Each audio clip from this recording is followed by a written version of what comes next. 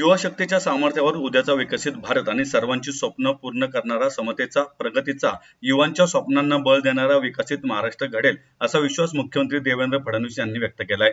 हर घर तिरंगा अभियानाअंतर्गत नामदार गोपाळकृष्ण गोखले मार्गावर आयोजित भव्य तिरंगा रॅलीला मार्गदर्शन करताना मुख्यमंत्री बोलत होते।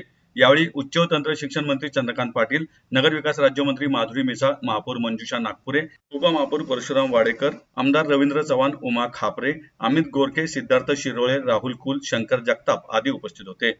इस तिरंगे को हम कभी झुकने नहीं देंगे हे सांगण्यासाठी तरुणाई आज तिरंगा हाती घेऊन रस्त्यावर आल्याचे सांगून देशाच्या प्रधानमंत्र्यांच्या संदेशानुसार 15 ऑगस्ट पर्यंत देशाच्या प्रत्येक शहरात, गावात आपली राष्ट्रभक्ती प्रकट करण्याकरता तिरंगा झेंडा हातामध्ये घ्यावा आणि तिरंग्याची शान दाखवून द्यावी असे आवाहन मुख्यमंत्री देवेंद्र फडणवीस यांनी केले। तिरंग्याच्या सन्मानासाठी अनेकांनी आपले प्राण दिले। तिरंगा आणि देशासाठी अनेक सैनिक प्राण देतात।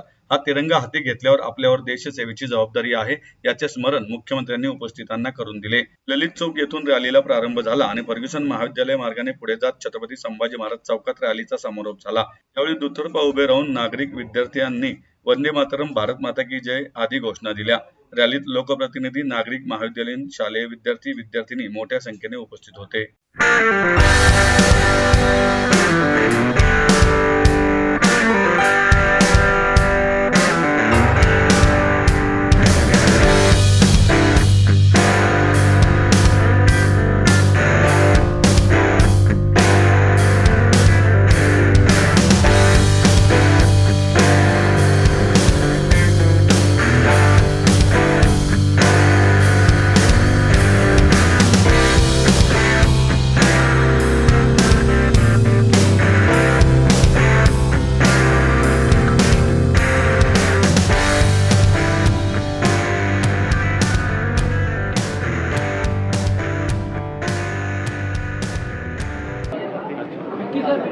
आपल्या देशाचे प्रधानमंत्री माननीय मोदीजींनी आपल्याला एक संदेश दिला की 9 ऑगस्ट क्रांती दिनापासून 15 ऑगस्टपर्यंत देशातल्या सगळ्या युवांनी तिरंगा रॅलीच्या माध्यमातून आपली देशभक्ती तर प्रदर्शित करायचीच आहे, पण देशाच्या प्रती आपली प्रतिबद्धता देखील, त्याची उजळणी देखील करायची आहे। आणि म्हणून तिरंगा रॅली चालली आहे।